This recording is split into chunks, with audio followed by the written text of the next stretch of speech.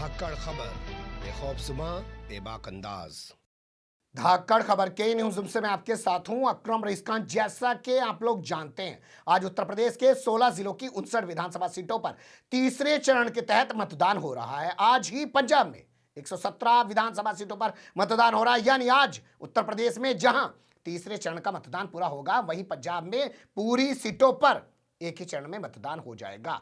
बता दें आपको, इससे पहले दूसरे चरण का जब उत्तर प्रदेश में मतदान हो रहा था 14 फरवरी को, तो उस दिन गोवा का मतदान पूरा हो गया था सभी 40 सीटों पर। इसी तरीके से उसी दिन उत्तराखंड की 70 विधानसभा सीटों पर भी मतदान पूरा हो गया था। कुल मिला के हम ये कह सकते हैं कि जब उत्तर प्रदेश में तीसरे चरण का मतदान पूरा हो रहा है तो 3 राज्यों में मतदान संपन्न हो चुका है, चुनाव खत्म हो चुका है। नतीजे आप लोग जानते हैं, सभी के एक साथ आएंगे 10 मार्च को। अब उत्तर प्रदेश में जहां 4 चरणों का मतदान बच गया है, वहीं मणिपुर में 2 चरणों में होने वाला मतदान भी अभी बाकी है। मैं आपके लिए कुछ तस्वीरें निकाल कर लाया हूं जो उत्तर प्रदेश से आ रही हैं और पंजाब से आ रही हैं, क्योंकि चुनाव आज यहां दोनों ही जगह हो रहा है। तस्वीरों को देखिएगा और सोचिएगा कि जो भाजपा की नेता है वो मोबाइल कैमरा यूज कर रही है, बूथ के अंदर फोटो खींच रही है और वायरल कर रही है, और उसके खिलाफ सिर्फ एफआईआर दर्ज करने की बातें की जा रही हैं। उसने कैसे किया, कैसे होने दिया, उस पीठासीन अधिकारी के खिलाफ कोई कार्रवाई नहीं की जा रही है, ना ही कोई बात हो रही है। दूसरी तस्वीर में आप देखेंगे कि योगी सरकार का एक मंत्री जाकर सिक्योरिटी गार्ड से, जो सुरक्षा बल हैं, उनसे भिड़ रहा है, गुंडई दिखा रहा है। जो जितना बड़ा दंगाई वो उतना बड़ा भाजपाई, चाहे महिला हो चाहे पुरुष हो, कोई कम नहीं रहना चाहता। लेकिन वहीं आप देखेंगे कि इसी कानपुर के अंदर जब एक हिजाब वाली महिला जाती है तो वहां बवाल काटा जाता है, उससे हिजाब उतारने को लेकर हंगामा मचाया जाता है। इसके अलावा आप देखेंगे कि जो रियल लाइफ का हीरो नहीं है, असल में रियल लाइफ का भी हीरो है सोनू सूद, उसके साथ पंजाब में क्या हो रहा है आप जानते हैं। उनकी बहन पंजाब के मोगा से चुनाव लड़ रही है कांग्रेस के टिकट पर। तो इन तमाम तस्वीरों को देखिएगा और कानून व्यवस्था जो होती है ना, उस पर गौर कीजिएगा। शुरुआत करते हैं कानपुर से आ रही खबर के साथ। कानपुर की पहली तस्वीर आपके सामने रखने जा रहा हूं। यहां का हटसन स्कूल है, वहां पर बूथ बना हुआ है। वोट डालने के लिए भारतीय जनता पार्टी की जो मेयर है प्रमिला पांडे, वो यहां पहुंच जाती है और उसके बाद जो तस्वीरें सामने आती हैं वो कुछ इस प्रकार है, जो स्क्रीन पे आपके सामने रख रहा हूं।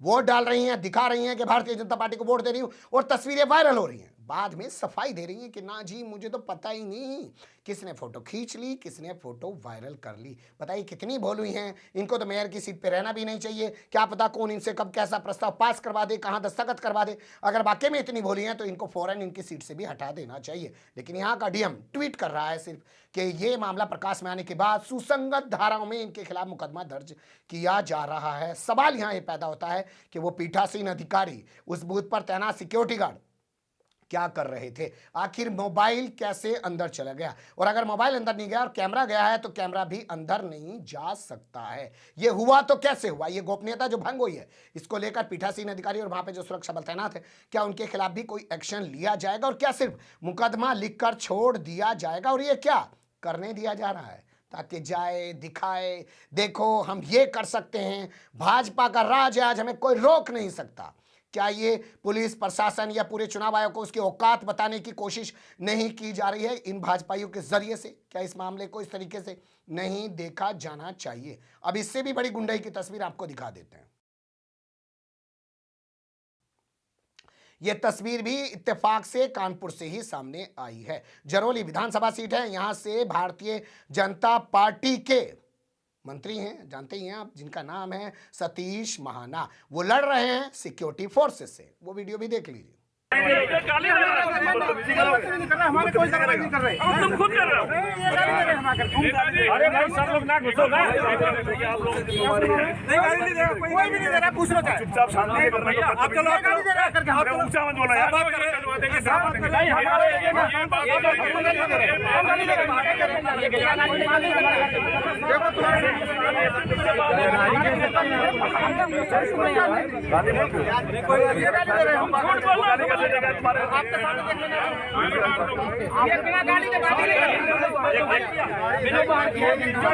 भाई साहब, इसने एसडीएम नरवल से टेढ़ी बात की पूरी। इसने दो कहाँ के दरोगा ये इन्हीं गालियाँ दी भाई साहब, ये कह रहा मैंने आ गया हूँ भाई, आप तीन झूठ बोल रहे तुम। अरे आप लोग ऐसा मत करो। चलो ठीक, आप लोग सर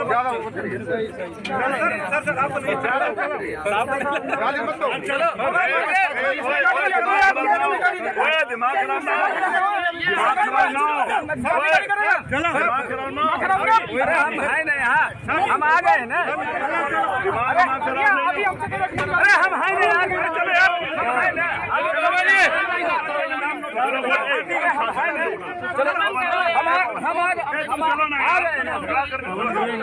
अरे हम आ गए, शांति से बोलो। हम यहाँ मौजूद हैं।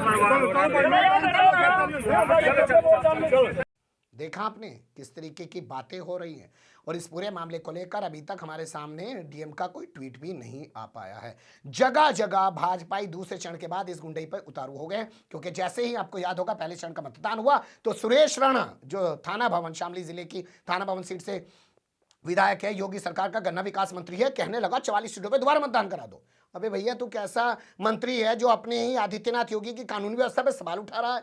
उसके बाद दूसरे चरण का मतदान आया तो उसमें भी इसी तरीके से कई जगह पे बवाल किया गया, और जब से 2 चरणों का मतदान पूरा हुआ है, अखिलेश यादव ने दावा किया है कि हम लोगों ने शतक लगा दिया है, तब से भाजपा इस तरीके की गुंडई पर उतारू हो चुके हैं। फोटो खींच रहे हैं, डाल रहे हैं और सुरक्षा बलों से भिड़ रहे हैं, और इसके अलावा लॉ एंड ऑर्डर के लिए तो अलग अलग तरीके से चीजें पैदा कर ही रहे हैं, कहीं अपने आप को पीड़ित दिखा रहे हैं। जैसे आपने देखा होगा करहल सीट पर किस तरीके से मोदी सरकार के कानून राज्य मंत्री डॉक्टर एसपी सिंह बघेल ने कहा कि साहब अतीकुल्ला गांव में मेरे ऊपर हमला हो गया है। अब तीसरी तस्वीर देख लीजिए जो इसी कानपुर से आ रही है। कानपुर की तीसरी तस्वीर में आपके सामने रख रहा हूं, जो कुछ वेबसाइट में खबरें छपी हैं उसके आधार पे हम बता रहे हैं कि जहां पर मेयर कैमरा लेके पहुंच जाती है, अपना फोटो खिंचवाती है, फोटो सेशन कराती है और उसके बाद फोटो वायरल हो जाते हैं, उसी हडसन स्कूल के बूथ पर जब एक हिजाब वाली महिला जाती है तो उसके साथ क्या किया जाता है, उससे कहा जाता है नकाब उतारिए, हिजाब उतारिए, तब आपको वोट डालने दिया जाएगा। उस दौरान वहाँ पे काफ़ी हंगामा भी होता है। इस महिला ने यहाँ मौजूद जो सुरक्षाकर्मी हैं, जो यहाँ ड्यूटी पर लगे हुए लोग हैं, या इसके अलावा जो बूथ एजेंट बनाए गए हैं, उन पर अभद्रता करने का आरोप लगाया है। तो एक आम महिला जा रही है तो उससे तो कह रहे चेहरा खोलो, लेकिन जब भाजपा की मेयर जा रही है इसी बूथ पर, इसी मतदान केंद्र पर, तो वहां उसे जाने दिया जा रहा है। वो मोबाइल लेके जा रही है, फोटो सेशन करा रही है, वायरल कर रही है। क्या कहलाता है ये सब कुछ, आप तय कीजिएगा। अब शुरुआत करते हैं पंजाब की खबर की।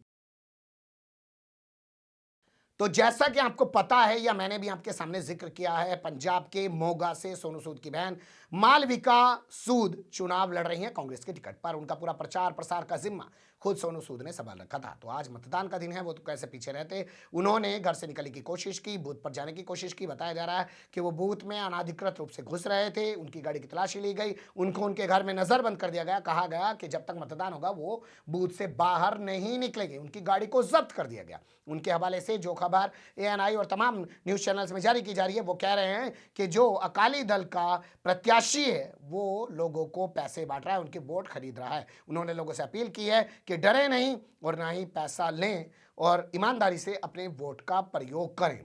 तो एक शख्स जो रियल लाइफ का हीरो नहीं है, रियल लाइफ का हीरो है, उसके साथ सिस्टम क्या कर रहा है, और जहां भाजपा को सत्ता में बैठी हुई है वहां पर क्या किया जा रहा है। इस मामले को आप ऐसे भी देख सकते हैं कि ये कांग्रेस की प्रत्याशी हैं, और पंजाब में आप जानते हैं कांग्रेस की सरकार है। क्या ये लोग गुंडई दिखा रहे हैं? क्या ये लोग गुंडई नहीं दिखा सकते हैं जिस तरीके की गुंडई उत्तर प्रदेश में भाजपा ही दिखा रहे हैं चुनाव के दौरान, क्योंकि सत्ता में भाजपा सरकार है, योगी सरकार है।